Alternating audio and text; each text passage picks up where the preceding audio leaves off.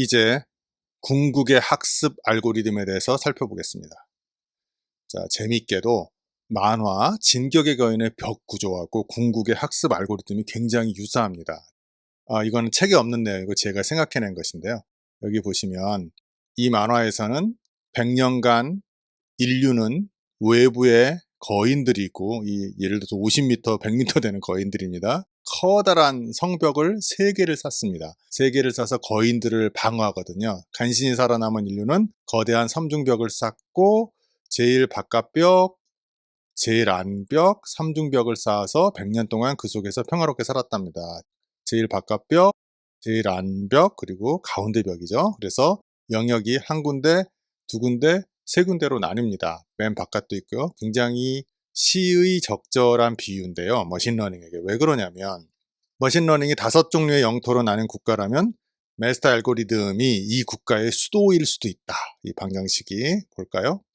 아까 진격의 거인에서 3개의 벽으로 둘러싸였듯이, 자, 맨 마지막 벽입니다. 이게 외벽, 지구의 멘틀.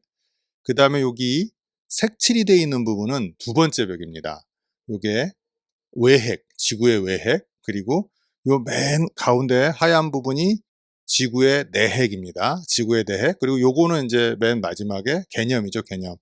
마스터 알고리즘이 여기 들어가 있다라는 것이고요. 지구로 보시면 지구에 내핵이 있고 외핵이 있고, 요 멘틀과 지각을 합쳐서 요 하얀 원이 되고요. 하얀 원.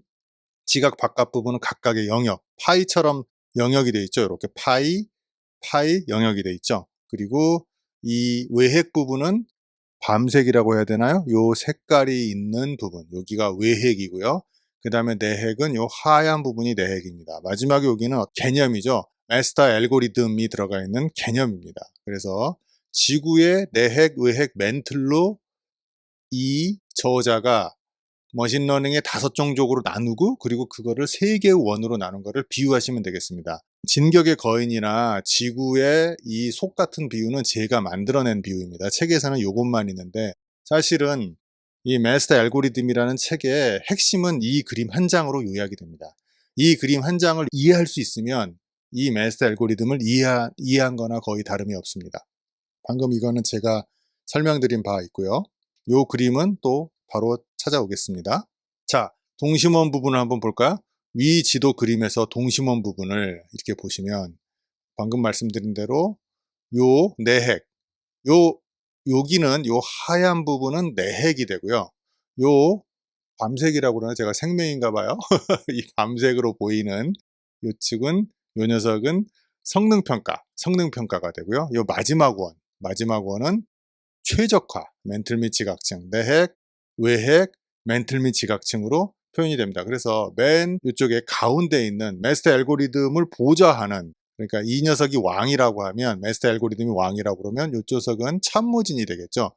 참모진이 되고, 이쪽은 중간관리, 그리고 요 마지막은 백성이 되겠죠. 백성이 되고, 그럼 이 파이 조각을 말하는 요 멘틀 바깥쪽에 이 녀석들은 뭐냐? 이거는 마을 이름이죠. 마을 이름. 자, 각 마을 이름에 국민, 그러니까 백성, 중간 관리자, 그리고 참모, 왕, 이런 식으로 모여 있는데, 각각의 마을들은 서로 영역이 다르지만 궁극적으로 왕은 마스터 알고리즘, 신의 알고리즘은 이 모든 5개를 모두 다 포괄하고 있는 거죠. 그리고 이쪽에 보시면 이 5가지 마을은 기호주의자의 1번 기호주의자, 2번 연결주의자, 3번 진화주의자, 4번 베이지주의자, 5번 유추주의자를 말하고 있는데요. 비지도 학습이 빠졌습니다. 비지도 학습은 머신러닝에서 비지도 학습을 먼저 하고 난 다음에 비지도 학습으로 데이터를 1차 가공한 다음에 두 번째 이 5가지 종족을 통해서 2차 학습으로 지도 학습을 합니다. 그래서 지도 학습이 이루어지면 사실은 마스터 알고리즘이 이루어진다고 저자는 보고 있고, 저도 약간 동의하는 편입니다. 자, 이 그림을 꼭 이해를 해주세요. 지금은 잘 이해가 안 되시겠지만. 그래서 첫 번째, 이 표현에 대해서 살펴보겠습니다. 이 왕을 보좌하는 각각의 참모진들, 내핵을 한번 볼까요? 이 하얀 부분입니다. 내핵은 머신러닝 알고리즘이 자신의 모형을 표현하고 있는 공식 용어고요. 베이즈주의자들의 파이 영역에서 베이즈주의자가 여기 있죠? 그래픽 모형은 베이즈주의자들의 베이즈 확률을 확대한 것이 네트워크형으로 확대한 것이 베이즈 네트워크인데 이 녀석은 베이즈 네트워크라고 하고요. 베이즈 네트워크하고 그리고 그거를 조금 더 확대한 것 상태하고 원소스로 서로 확대한 것이 마르코프 네트워크입니다. 그런데 베이즈주의자들의 파이 영역에서 그래픽 모형을 쓰고 그것들은 베이즈 확률에서 파생한 베이즈 네트워크와 마르코프 네트워크를 모두 포괄하고 있습니다. 사실은 설명하는 저도 엄청나게 헷갈려요. 이 책은 제 생각에 제가 100번쯤 읽어봐야 되고 수학도 다 찾아봐야 되는데 여러분 머릿속에서는 대략적으로 그럴 것이다 라는 개념만 있으면 되지 않을까 싶습니다. 자, 두 번째 중간 원이자 외핵 성능평가를 한번 볼까요? 성능평가는 여기 밤색이죠. 이렇게 있습니다. 성능평가는 모형이 얼마나 좋은지를 점수로 매기고요.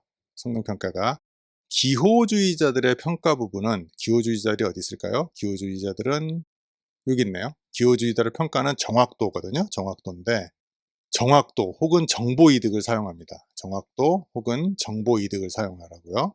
여러분 정보이득이 뭔지 좀 이해가 어려우실 거예요. 정보이득은 별도로 여러분께서 한번 찾아보셔야 됩니다. 이게 설명하기가 굉장히 어렵습니다. 일단 정확도는 좀 이해하기가 쉬우시죠? 자, 그리고 최적화 지층을 볼까요? 최적화 축은 이 그림에서 이렇게 빙빙빙빙 돌아가는 각 그 5개 마을마다 있는 것입니다. 백성을 말하는 거죠. 백성. 성능평가는 제가 중간관리자라고 말을 했고요. 최적화층을 한번 볼까요? 뿅. 가장 높은 점수를 내는 모형을 찾아주는 알고리즘을 말을 하고요. 그 다음 진화주의자의 유전자 탐색은 진화주의자 어디 있습니까? 여기 있습니다. 이 유전자 탐색은 교차와 돌연변이 등을 의미하고요. 베이즈주의자의 확률 추론. 베이즈주의자는 여기 확률 추론이 있죠. 확률 추론은 마르코프 연쇄 몬테카를로 기법. 제가 요거 설명을 아마 뭉개고 왔을 거예요. 너무나 어려운 설명이기 때문에 여러분이 책에서 요 파트를 한번 찾아서 읽어보시기 바랍니다. 베이즈주의자 파트가 너무 길어서 이 부분은 제가 생략을 했거든요. 이 부분을 책에서 한번 읽어보세요. 마르코프 연쇄 몬테카를로 기법 등의 방법을 의미합니다. 그래서 이렇게 다시 한번 설명을 해드리자면 동심원 부분에서 표현과 표현 부분, 여기가 표현 부분입니다. 성능평가 부분은 중간원, 최적화 부분은 멘틀 및 지각층에 대해서 개략적인 설명을 마쳤고요. 여전히 어려우시죠? 여러분 읽어봐야 된다니까요. 자, 그 다음 이 각각의 파이들을 이 저자는 5개 파이가 있는데 이 파이들을 이 저자는 연결할 수 있다. 서로 같은 것이다 라고 생각을 하고 있습니다. 저는 이 부분이 이 저자가 이 책에서 저 같은 공장노동자, 일반인을 향해 주는 가장 큰 메시지라고 생각해요. 머신러닝 모델을 저처럼 삽으로 그냥 쓰는 사람하고 삽을 고칠 수 없는 저 같은 사람하고 그 삽을 만들어내고 삽을 개량하는 이 저자와의 차이는 저는 이 5개의 마을들을 각각 배웠고요. 수학으로 배우느라고 정신이 없었고 모델 돌리느라고 정신이 없었어요. 그런데 이 신의 도구를 창조하는 이 저자는 사실은 이 5개가 같은 것이다. 같은 것으로 해석할 수 있다. 그리고 마지막으로는 연결주의자 섹션으로 몰아가는데 연결주의자가 지금 현재 지난 10년간 가장 촉망받는 머신러닝 모델이라고 했습니다. 연결주의자로 몰아가는데 형식은 베이즈주의자의 마르코프 논리 네트워크를 따를 것이다. 마르코프 논리 네트워크는 아직 설명 안 드렸습니다. 다음 요약에서 설명이 들어갑니다. 그래서 궁극적으로는 이 5개를 이 연결주의자의 딥러닝 모델로 몰고요. 그 다음에 형식은 베이즈주의자의 마르코프 논리 네트워크라는 것을 도입해서 가겠다라고 하는 것입니다. 그러면 이 5개의 모든 머신러닝 모델을 베이즈주의자의 형식을 빌어서 연결주의자의 딥러닝 모델로 간다라고 하는 것이 저자가 이 책에서 가장 빛나는 아이디어를 제시한 것입니다. 그러므로 이 파이 도표 하나만 이해하시면 이 책을 90% 읽은 것이죠. 나머지는 베이즈주의자 섹션을 계속 읽으셔야 돼요. 너무나 어렵기 때문에. 자, 그래서 결합 방법은 앵무새 죽이기 책의 마지막 회상처럼 이 5개를 지금 우리가 힘들여 배우지 않았습니까? 힘들여 배웠는데 이거를 한꺼번에 회상하고 연결합니다. 그럼 앵무새 죽이기란 책하고 영화가 있는데요. 자, To Kill a Mockingbird. 미국 문학의 빛나는 금자탑입니다. 빛나는 금자탑이고 영화는 1960년대에 제작됐어요. 그래서 흑백 영화인데 어우 재미없어 하지만 아닙니다. 엄청나게 재미있고요. 엄청나게 재미있고 제가 좋아하는 그레고리 팩이 아빠로 나오고요. 저도 이렇게 훌륭한 아빠가 되지는 못하고 그냥 제 생각에 평균 정도의 아빠밖에 되지 않을까 싶은데 우리 아이들이 저를 그거보단 좀 더 평가해 줬으면 좋겠지만 이 아빠가 제가 말하는 제가 바랐던 이상향입니다. 저는 절대 이 이상향에 접근하지 못하는 아빠였지만 그래서 여러분 나중에 한번 이 영화, 이 책과 영화를 한번 꼭 보세요. 책도 엄청나게 훌륭하고요. 영화도 엄청나게 훌륭합니다. 제가 이 책과 영화를 소개하는 것은 이 앵무새 죽이기의 맨 마지막 장에서 앵무새 죽이기 300페이지, 400페이지 소설의 지금까지의 모든 과정을 한 페이지, 반 페이지 정도의 분량으로 전부 압축, 요약하면서 회상하는 씬이 있습니다. 그 씬을 읽으면서 사람들이 눈물을 흘리게 되거든요. 그와 같은 과정이 바로 이 5개의 파일을 베이지주의자의 툴로 연결주의자의 내용으로 가겠다라는 거에 의해서 이 저자의 아이디어에 똑같은 느낌을 줍니다. 유추주의자의 그 감이 오죠.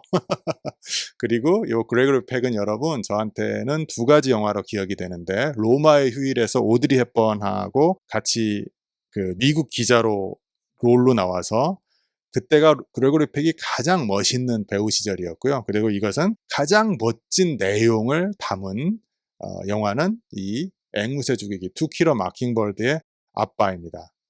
핀치, 이름이 핀치죠. 그 안에 주인공이 명사수 핀치입니다. 꼭 보세요.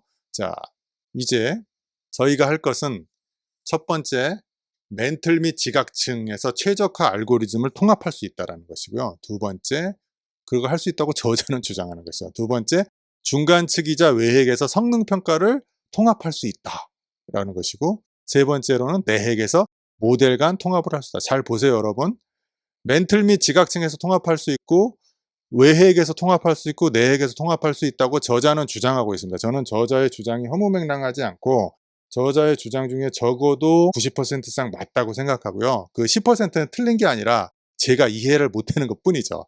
자, 그래서 이쪽 최적화 알고리즘 통합할 수 있다고 저자를 주장하고 밑에도 저자의 주장이지만 저는 대부분 저자의 주장을 믿습니다. 제가 저자를 잘 이해 못하는 것은 제가 수학을 잘 이해 못해서 그래요.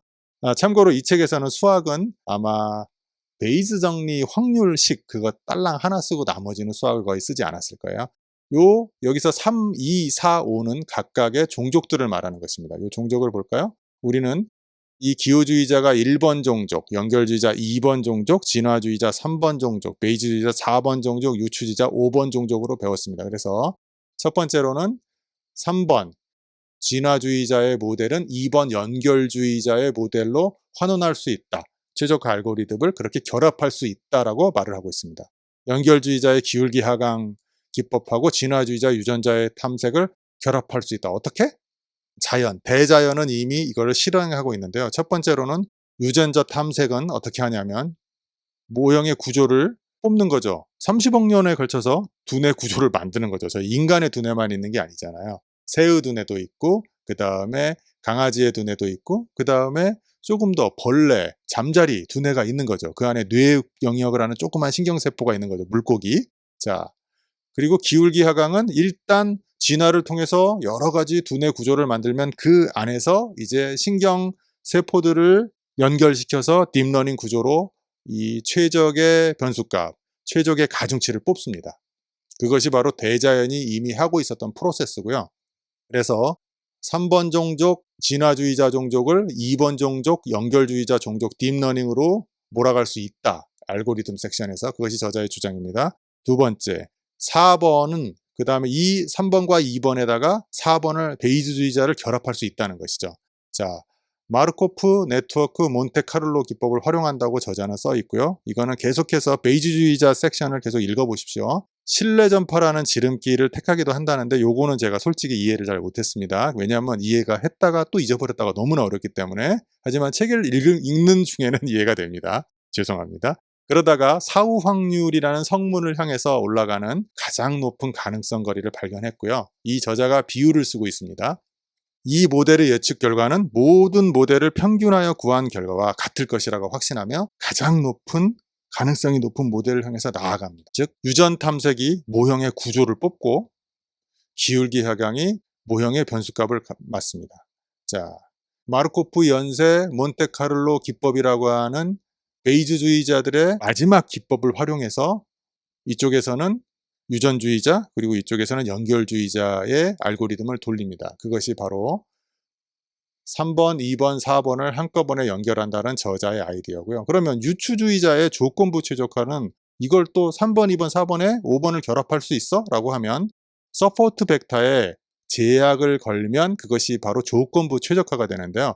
그걸 통해서 과적합을 방지한다고 설명 자체는 드렸습니다. 그때 SVM은 이런 식의 제약을 일상적으로 사용하는 모델이고 그렇기 때문에 SVM을 돌리고 난 다음에 그 후 최적 가중치는 다시 기울기 하강 2번으로 돌립니다. 그럼 여러분 자세히 보시면 모델들을 열심히 결합한 다음에 맨 마지막엔 딥러닝 2번 모델입니다.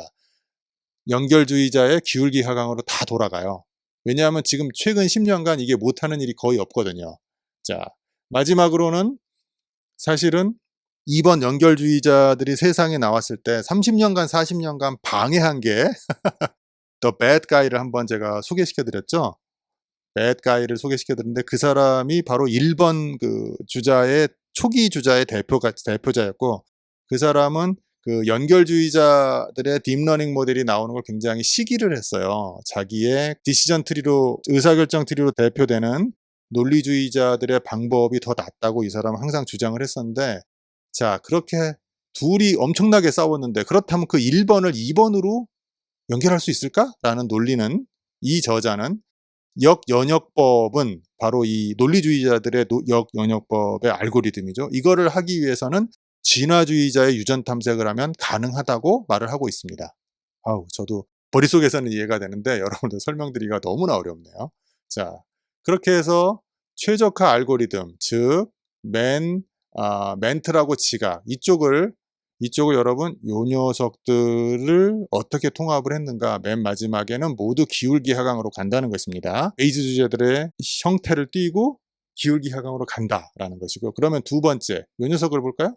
요 중간층, 중간관리자층 지금까지는 백성들을 해봤고 이번에는 중간관리자 측을 한번 해보겠습니다.